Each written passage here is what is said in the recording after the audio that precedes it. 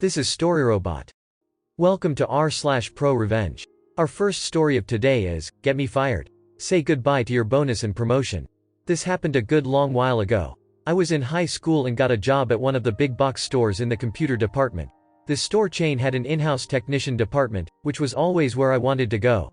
After busting my beep in sales for 2 years, putting up with rude customers, silly rules and all the other glorious trappings of retail job, I finally got a chance to be promoted to the technician department. It was not as glamorous as I thought it would be. I quickly found out that most of the repairs consisted of running the pre-packaged antivirus suite, updating Windows and doing data backups prior to wiping computers clean and reinstalling them. I always liked tinkering with hardware more, but since 80% of customers had laptops and those repairs were deemed too complicated by corporate, we would just send the laptops out to get repaired by the third-party vendor. It was still better than sales by a long shot, and we had a great team working in the technician area, except for one dude, let's call him Mike. He always behaved like his crap smelled like roses. He was technically a lead technician, and even though that just meant he had a little more authority, he had access to a corporate account to arrange shipments of computers to and from our store. He was acting like he was the manager of the department. Nevertheless, our actual manager was a splendid dude that took care of us, and as such, Mike's beepery did not bother any of us that much. Fast forward a little, and our awesome manager found a much better job.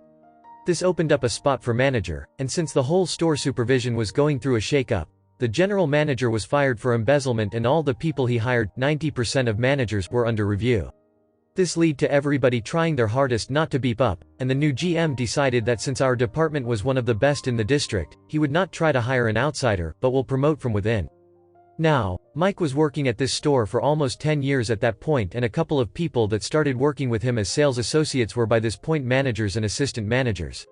One of them, Brittany, was an assistant manager in charge of customer services and checkout. One of the conditions for Mike's official promotion to manager was to keep the #1 spot in the district performance-wise.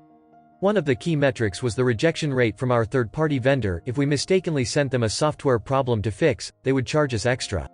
Mike started obsessing about the numbers, especially when it came to the rejection rate. He insisted that we would spend extra time to confirm issues, even when there were recalls from manufacturers for these items. I hated this bureaucracy, since it meant that people needed to wait almost the maximum allowed time to get their computers back.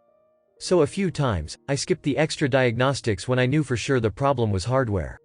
One day, Mike decided to do an audit on all outgoing machines and found out that I've sent 4 units skipping his extra checks.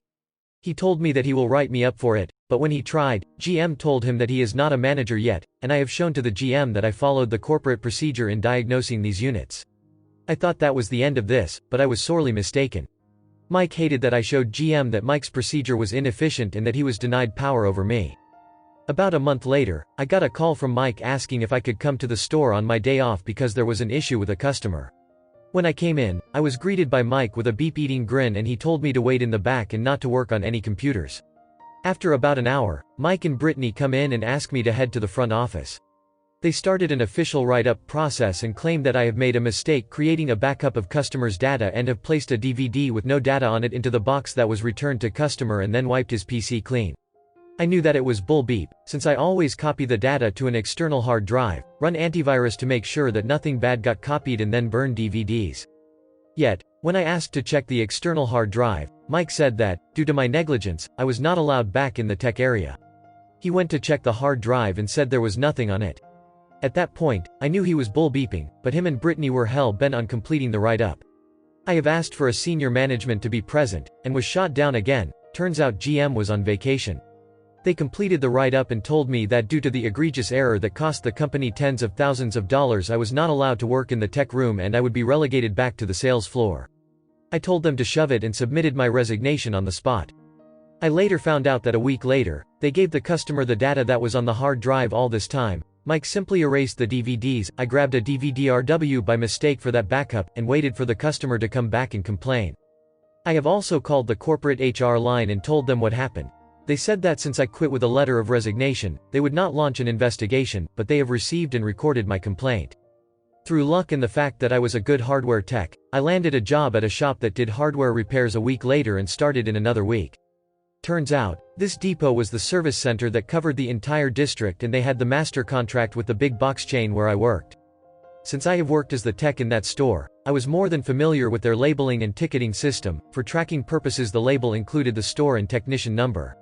After a couple of weeks, I gathered some goodwill at my new job and started trading the units with my colleagues to work on as many units from my old store as possible. Over the next 3 months, I made sure that every single unit sent in by Mike would come back with an extra charge. Also, it turned out that Mike, since he was in charge of shipping, would sometimes steal other technicians' tickets to boost his personal performance numbers to secure that manager promotion. Well, that bit him in the beep hard. There was one week in particular, when he sent in over 15 units out of 20 to get fixed and 15 units came back with extra software charge. I have also kept detailed records that proved that the Mike did not follow his own policy of extra checks. When the performance figures came out for that quarter, store crashed into 5th place from number 1, Mike missed out on his promotion, and a big bonus that was promised to him. A good buddy of mine from the store got the manager position a few months after that, and I have explained to him how to reduce the number of software charges to almost zero. So he looked like a superstar. Mike was first relocated to lead technician, then he was either let go or he quit, I'm not sure. Last I heard, he started his own mobile technician business that folded after a year. What I didn't know is that this whole incident with Mike beeping up lead the GM to review everything Mike did, including my write-up and dismissal. As it turns out, they did not even register the write-up since I quit on the spot, and buried it. The only way GM was able to find it is because of the HR complaint that was filed against both Mike and Brittany. GM was not pleased that they went behind his back to get rid of someone and fired Brittany. He was a very decent man who called me later that day and apologized and even offered me my old job back. I thanked him, but I was making more money at the new place and did not have to deal with customers, so I passed. Our last story of today is, delivery driver gets his karma. Twice. I was driving down a small country road with a 45 miles per hour speed limit that some choose to ignore.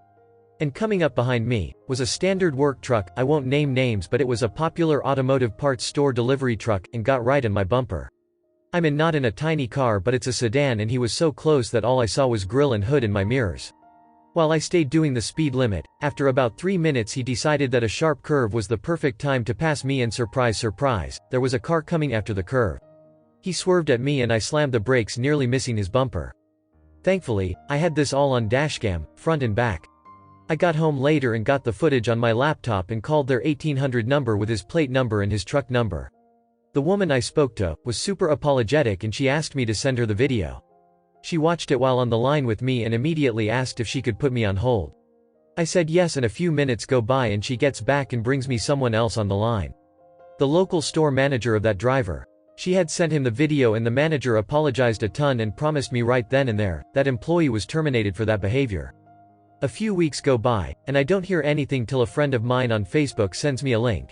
The driver that was fired managed to get my name from his HR or manager or something, and was trying to find me in real life, because he lost his job and made a video wearing his work uniform threatening violence and me because of everything.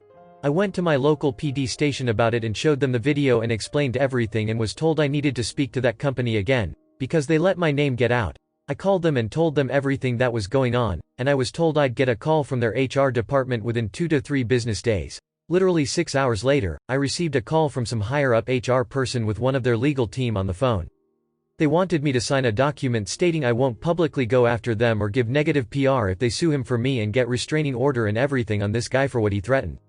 They even offered to have a lawyer of my choosing go over it with me at no cost to me and sign it and have them handle it. Another few more weeks go by, and that friend on Facebook, he knows that guy's family or something, said that the dude's mom posted some sob story that her son is going through some expensive court case that he likely won't win because the other team is over 10 lawyers. So he not only lost his job, but then tried to find me only to have his ex-employer sue him. Lol. Thank you for watching. Error. Problem detected. Not enough subscribers. Please subscribe, like and comment.